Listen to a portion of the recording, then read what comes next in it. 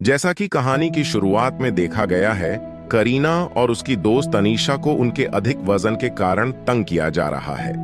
उनका वजन उनके सपनों को पूरा करने में बाधा बन जाता है, इसलिए वे एक दूसरे के सपनों को पूरा करने में मदद करने का फैसला करती हैं। और यह सबको दिखाएगा कि भले ही वे मोटे हों, लेकिन लोगों की क्षमताएं असली हैं। आइए देखें कि वे मोटे होने के बावजूद अपने सपने कैसे पूरे करते हैं। कहानी की शुरुआत में करीना एक खूबसूरत सपना देख रही थी। अचानक उसकी मां ने उसे जगाया और कहा कि आज दूल्हा उसे देखने आएगा। करीना परेशान होकर उठी।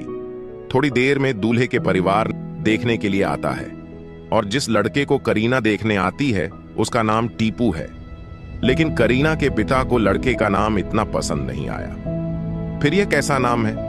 और दूसरी तरफ करीना टीपू से पूछती है, भविष्य के लिए तुम्हारे क्या सपने हैं? और टीपू कहता है कि मेरे पास कुछ दुकानें हैं, मैं कुछ और दुकानें खोलना चाहता हूं। और करीना कहती है, मुझे नहीं पता कि तुम जीवन में क्या चाहते हो, लेकिन मैं आपको बताऊंगी कि मैं क्या चाहती हूं। मैं मॉडलिंग करना चाहती हूं। फिर वह कहती है, जो मॉडलिंग करते हैं वे छोटे कपड़े पहनते हैं। यह सुनकर करीना आगे कहती है, यह उनके पिता का काम नहीं है, यह उनका है। तब टीपू कहता है कि मुझे कोई दिक्कत नहीं है क्योंकि तुम भी शादी के लिए राजी होगे। तब करीना कहती है कि इसका क्या मतलब है? क्या तुम भी शादी के लिए राजी होगे? तब टीपू कहता है कि मैं करूंगा और मैं सच बोलूंगा। और टीपू कहता है, चिंता मत करो, तुम थोड़ी मोटी हो। फिर करीना कहती है, तुम थोड़ी पतली हो। फिर करीना कहते हैं, अगर तुम नहीं चाहते तो तुम यहां से जा सकते हो। फिर टीपू कहते हैं, तुम ही जा रहे हो। अगर तुम्हें मॉडलिंग करनी है तो तुम्हें वजन कम करना होगा। यह कहते हुए टीपू तुरंत अपने परिवार के साथ वहां से चला गया। करीना की मां इस बात से बहुत नाराज हो गईं और उन पर चिल्लाने लगी, क्योंकि उनकी मां ने उन्हें वजन कम करने के लिए कहा था। दूसरी तरफ करीना ने किसी की नहीं सुनी। दूसरी तरफ करीना टीवी पर एक मॉडल को देखती नजर आई। वह मैंने उसके जैसे कपड़े पहनने की कोशिश की, लेकिन वह ऐसा नहीं कर सकी क्योंकि वह थोड़ी ज्यादा मोटी थी। दूसरी तरफ हम करीना की दोस्त अनीशा को देखते हैं। वह भी करीना की तरह मोटी है। अनीशा शॉपिंग मॉल में अपने कपड़े खरीदने आती है।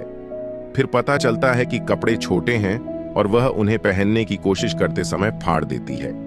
वह बहस कर रही है, मैनेजर से इस बारे में बात करती है। वह मैनेजर से कहती है कि यह एक्सेल साइज नहीं है।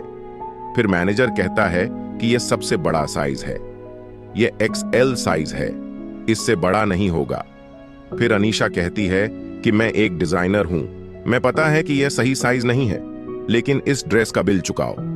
फिर वह बिल लेकर आता है। फिर उसकी एक और दोस्त ने कहा, तुम इतना मेकअप क्यों ढूंढ रही हो, डिनर? तब अनीशा ने कहा, मैं पहली बार गिरोन के समूह से मिलने जा रही हूं, तो क्या हुआ अगर मैं थोड़ी अच्छी नहीं दिखी? मुझे थोड़ा अच्छा दिखना ही होगा, है ना? फिर हम देखते हैं कि अनीशा तैयार होकर पार्टी में आ रही है। तभी उसका भाई उसे फोन करता है और बताता है कि सभी को उसका डिजाइन आइडिया पसंद आया। यह सुनकर अनीशा बहुत खुश होती है। वह गिरेन को अपनी खुशी के बारे में बताने जाती है। तभी उसे यह बात सुनने को मिलती है। कुछ लड़कियां उसके बारे में तरह तरह की बातें कर रही थीं। यह सुनकर अनीशा को बहुत दुख हुआ। कुछ देर बाद गिरेन आया और अनीशा ने उसे बताया कि उसका डिजाइनर बनने का सपना आखिरकार पूरा हो गया है। गिरेन उसकी बातें सुनकर बहुत खुश हुआ। दूसरी तरफ करीना की मां दिख रही है। मुझे उनके मॉडलिंग के कुछ इंटरव्यू पेपर दिख रहे हैं। करीना की मां इसे देखकर बहुत गुस्सा होती हैं। करीना की मां नहीं चाहती हैं कि वह मॉडलिंग करे। थोड़ी देर बाद वह अपनी मां को मना लेती है। कुछ समझाने के बाद वह आखिरकार अपनी मां को मना लेती है, लेकिन उसकी मां उसे बताती है कि अगर उसे मॉडलिंग का मौका नहीं मिला तो उसे शादी करनी होगी। उसे जिससे भी शादी करने का फैसला करना होगा, उसे शादी करनी होगी। फिर करीना वहां से चली जाती है, सभी बातों को स्वीकार करते हुए शर्तें। अगर आप कहानी का दूसरा भाग देखना चाहते हैं तो हमारे साथ बने रहें और अगला वीडियो पाने के लिए चैनल को सब्सक्राइब करें। आप सभी का धन्यवाद।